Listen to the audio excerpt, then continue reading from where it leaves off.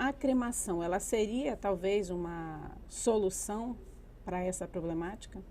Sim, é sempre Tirando, claro, aquela questão da isso. religiosidade, da cultura. Veja bem, os nossos costumes, eles vêm sendo alterados com o passar do tempo. Eu acabei de falar para ti que antes os corpos eram sepultados dentro das igrejas.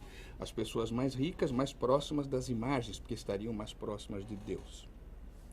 E isso foi mudado, né? Se entende que agora a ciência trouxe informações e a gente acabou mudando nossos hábitos, né? A resistência contra a cremação também vai ser alterada, no meu ponto de vista. Por quê? Somos 8 bilhões de pessoas no mundo hoje. Seriam 8 bilhões de covas no mundo. Exatamente. Daqui a 100 anos, são raras as pessoas que ultrapassam 100 anos de idade. Então, quem nasceu hoje, daqui a 100 anos estará morto. Daqui a 100 anos, 8 bilhões de pessoas terão que ser Estarão sepultadas. enterradas. Então, nós não temos essa condição hoje. Isso aí é inviável. Tem outra pergunta que eu lembrei, eu acho que São Paulo, Brasília, não tenho bem certeza. Não, Brasília acho que tem. Cemitérios verticais.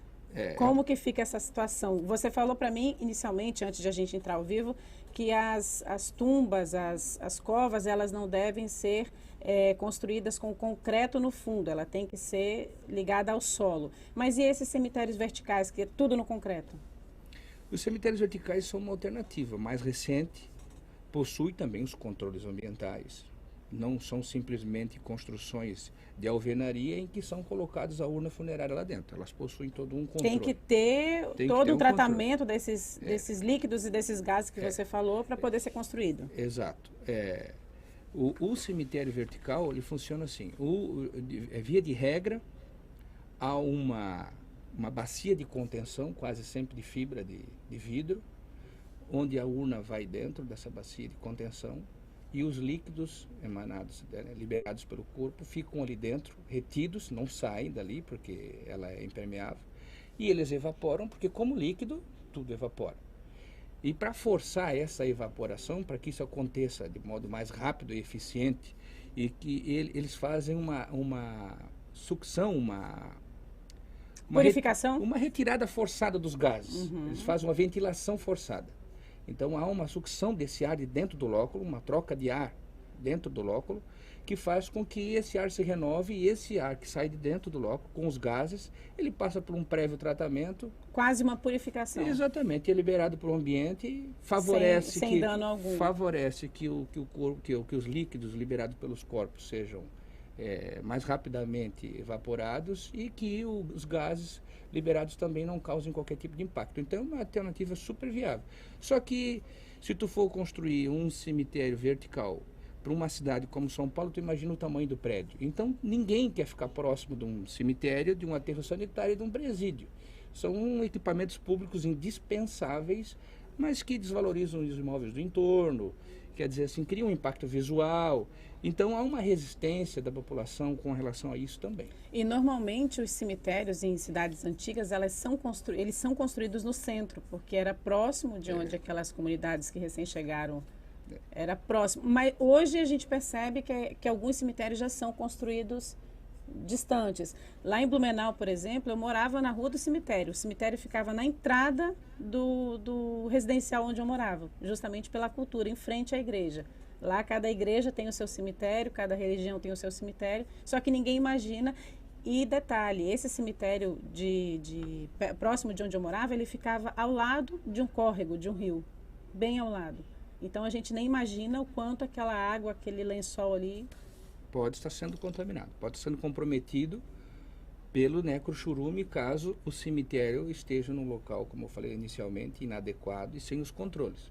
Se ele for construído no local adequado e com os controles ambientais previstos em norma, ele não causará impacto ambiental. Ele é uma atividade indispensável, necessária e que para isso existe uma legislação que regra a sua instalação e operação, que seria a resolução do CONAMA 335/2003, que foi aquela que eu utilizei no meu livro. Agora, falando em livro, você deu essa deixa para a gente. Quem quiser adquirir esse livro aqui, o que ele tem que fazer?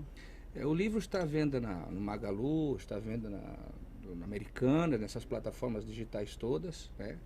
Pode ser adquirido por lá.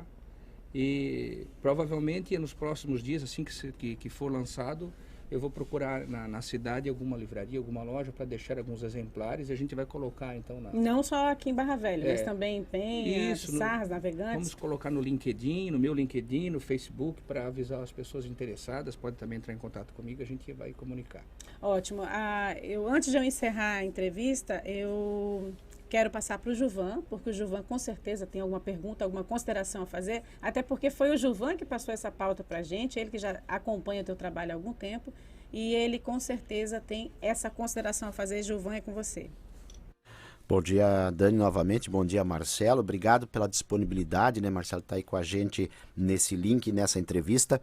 O Marcelo, as áreas dos cemitérios mais antigos, eventualmente menos usadas ou já desativadas, elas ainda têm um potencial de afetar o solo, vamos dizer assim, ou varia de caso para caso? Bom dia, Gilvan. Bom falar contigo. Obrigado pelo convite, pela sugestão da pauta. E respondendo a tua pergunta, o que eu posso dizer é que tu já respondeu, varia de caso a caso. Para isso que o monitoramento da qualidade da água subterrânea é um instrumento principal no licenciamento ambiental de cemitérios. São feitos postos de monitoramento, a montante e a jusante do cemitério, quer dizer, antes da sua influência e com a sua influência, para monitorar a qualidade das águas. Então, com o monitoramento, com a coleta dessas amostras de água, você vai comparar se ainda há um potencial poluidor naquele cemitério ou se não, se ele já está, vamos dizer assim, extinto. Vamos usar esse termo agora, se ele não causa mais qualquer tipo de dano ambiental. Um dos cemitérios assim bem antigo que eu imagino aqui seja o de Florianópolis e de São Francisco do Sul. Essas cidades têm cemitérios muito antigos. E Marcelo, a minha pergunta se deu porque Barra Velha, São João de Itaperiú, na verdade, tem um cemitério um pouco menor, ainda usado, mas também muito antigo, que pertence à comunidade evangélica. E Barra Velha tem hoje uma área que seria até um sítio, um sítio arqueológico, que é a área do cemitério da Lagoa, que foi alvo, inclusive, de um trabalho na época da Angelita Borba de Souza, do Juliano Bernardes, do Cacá Fagundes, de levantamento de área do ponto de vista histórico-geográfico, e que resultou ali numa área protegida às margens da lagoa, próximo da Ponte Pêncil. Há ali um cemitério, né?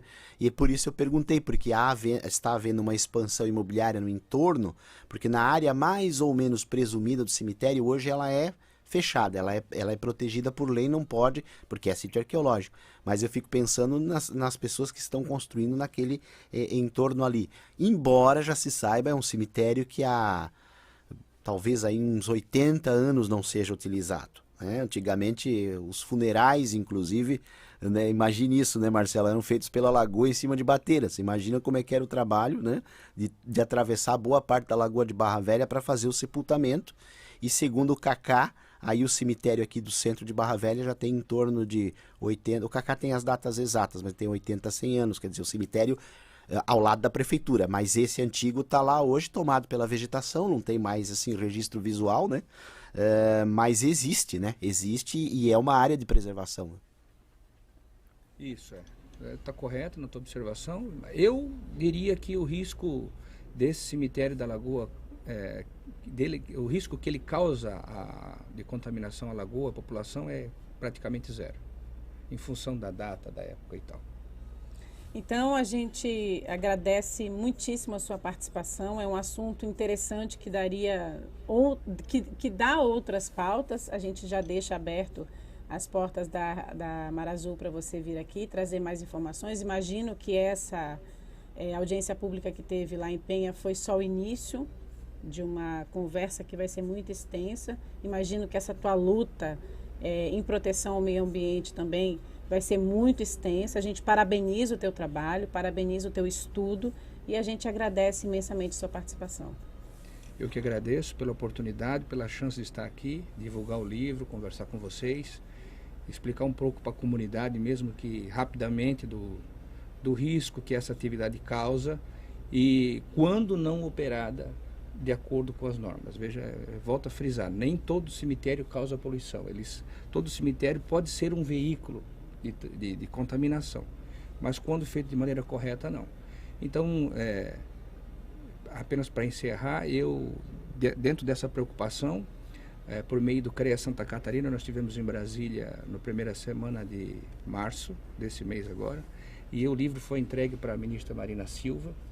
Nós tivemos uma ótima conversa com a ministra do Meio Ambiente e das Mudanças Climáticas e com seus assessores, e levantamos toda essa problemática, e esse problema também entrou no radar para ser discutido, porque no Brasil hoje não se sabe quantos cemitérios nós temos, aonde eles estão, quais estão regulares, quais estão irregulares.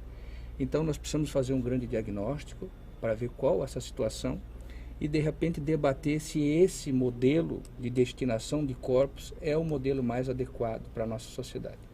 Obrigado, Daniel. E uma problemática que acaba envolvendo indiretamente cultura, religião e costumes, mas que as pessoas têm que tentar deixar de lado um pouquinho isso e pensar no meio ambiente, que trarão oportunidades aos nossos descendentes, netos, bisnetos, filhos. Enfim, muito obrigada, Gilvan. A gente volta com você. Um ótimo final de semana a todos e até segunda-feira. Obrigado, Daniela Meller, com a gente, 7h23.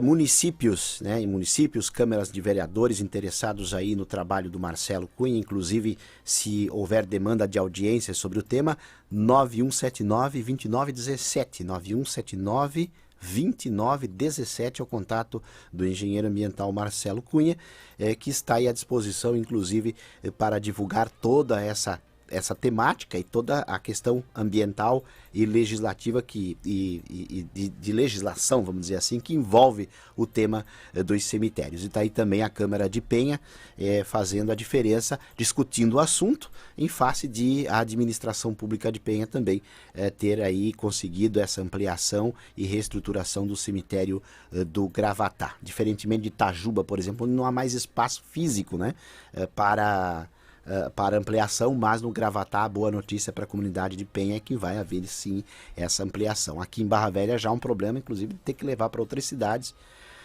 por conta do espaço já preenchido, né, da lotação, melhor dizendo, de Itajuba e também do cemitério do centro. 7h25, 7h25 para você. O Sicredi está oferecendo a previsão do tempo hoje, né? O associado Sicredi sabe que chegou a hora de você decidir os rumos da nossa cooperativa. E você pode participar das Assembleias 2023 do Sicredi, conhecendo como o Sicredi tem contribuído para o desenvolvimento da região. Datas e locais das Assembleias, converse com o gerente ou acesse ainda o sicredinortesc.com.br